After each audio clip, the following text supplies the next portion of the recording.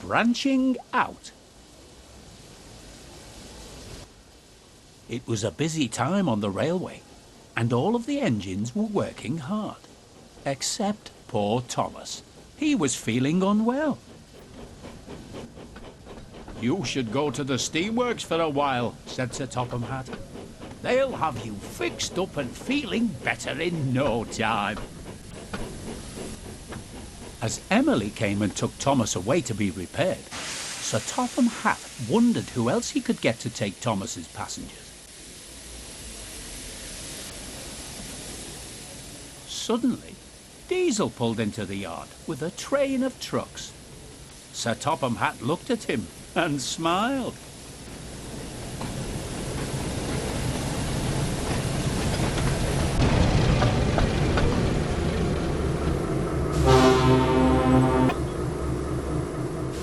"Ah, Diesel, just the engine I wanted to see." Diesel looked a little nervous. Sir Topham Hatt usually only wanted to see him if he was in trouble. "Good morning, sir," said Diesel nervously. "Did you need me for something?" "Yes, indeed I do," smiled Sir Topham Hatt. "Thomas is not feeling well, and Emily has taken him to the steamworks to be repaired. So I need a really useful engine to help with taking the passengers on the branch line." Diesel was very surprised.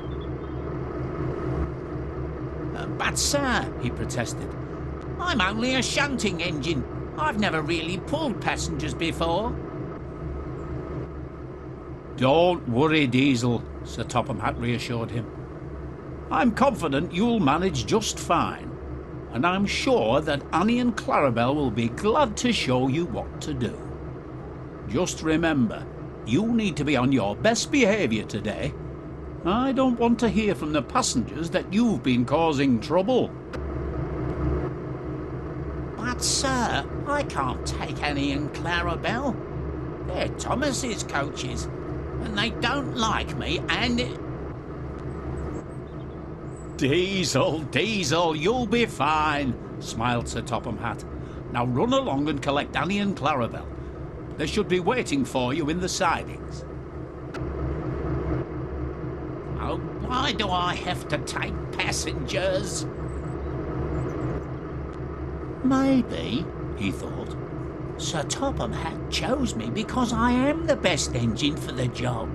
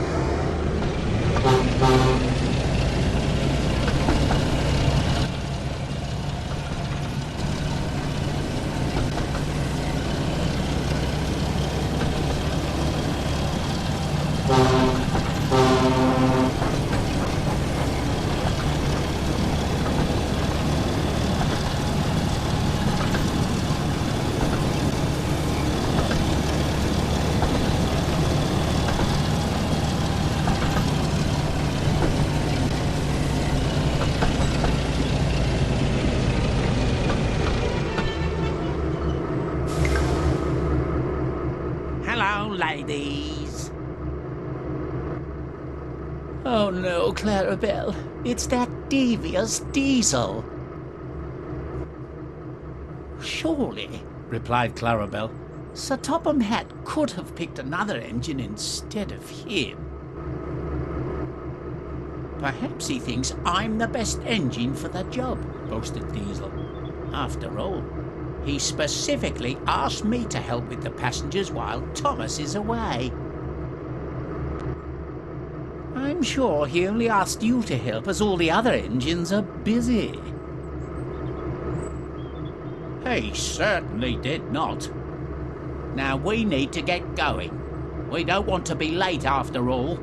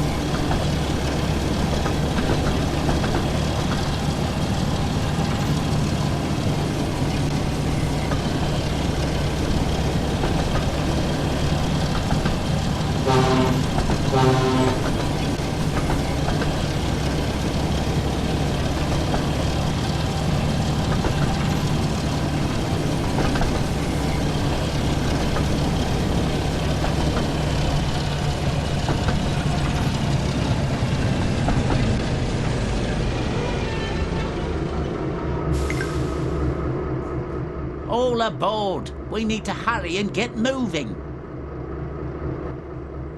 There's no need to rush, Diesel, said Annie. We still have plenty of time.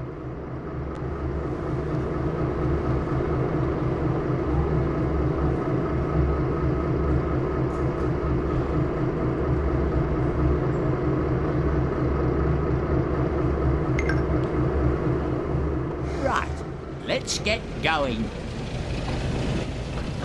Remember, said Clarabelle, you need to pull away gently as to not startle the passengers.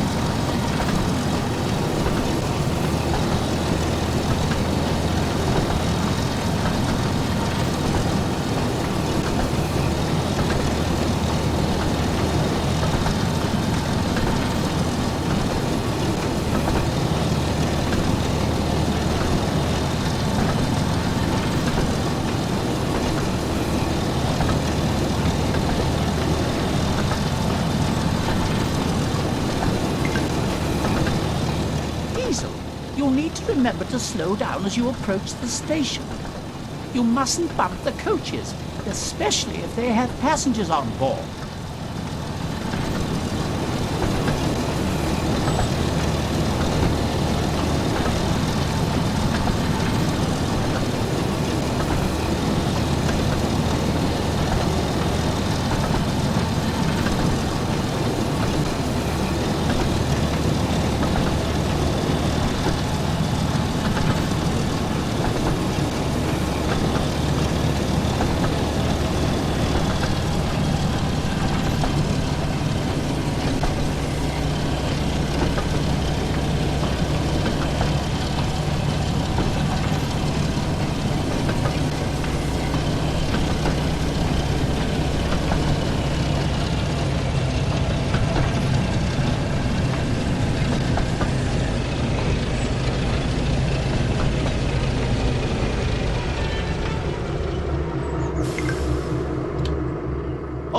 aboard.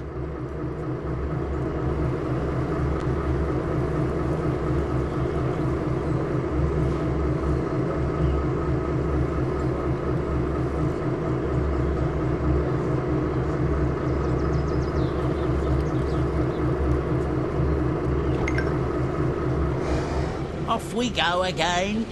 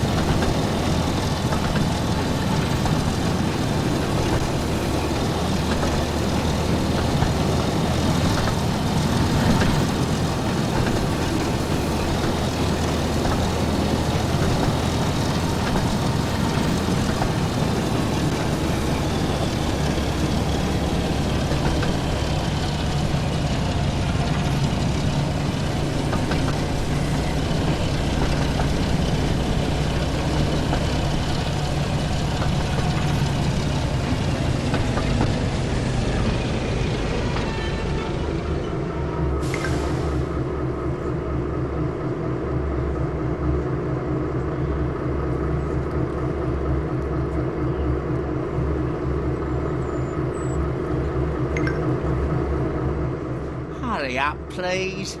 We don't want to be late. Just then, one of the passengers approached Diesel.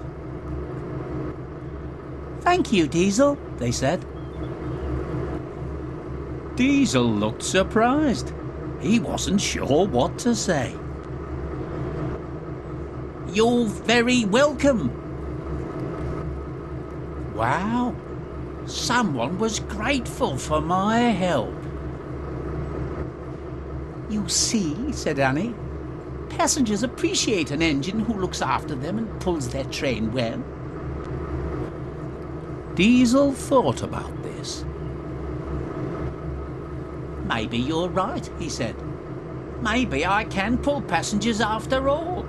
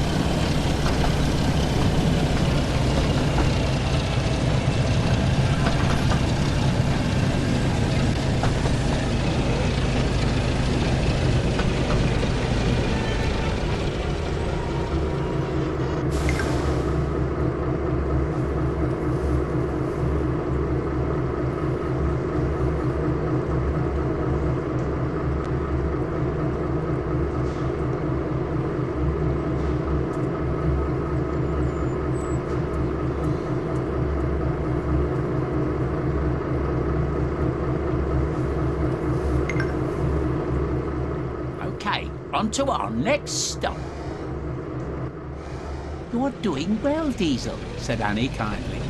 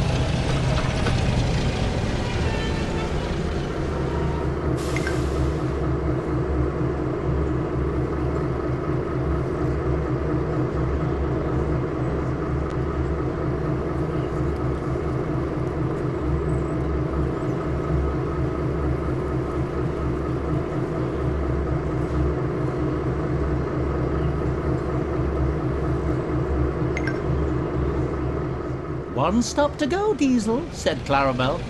Then you will have pulled your first passenger train.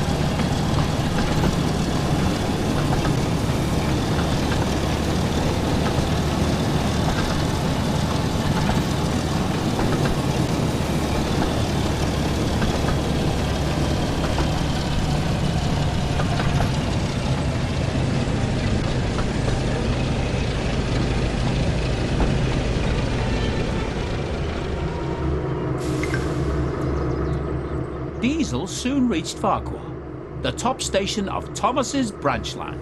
He felt rather pleased with himself. Suddenly, he noticed Sir Topham Hatt walking towards him. I hope he's not here to tell me off, he thought. Maybe one of the passengers complained about me. But Sir Topham Hatt wasn't cross. He was smiling. "Well done, Diesel," he said proudly. "I've heard from some of your passengers that you did a good job today." Thank you, sir, said Diesel. But I did have some help. "Thomas is still being repaired, so I'll need you to stay and help out for a few more days," explained Sir Topham Hatt. "Do you mind?" Not at all, sir, said Diesel happily. I'm sure that the three of us can run the branch line just fine. Annie and Clarabel smiled. Perhaps they thought Diesel wasn't so devious after all.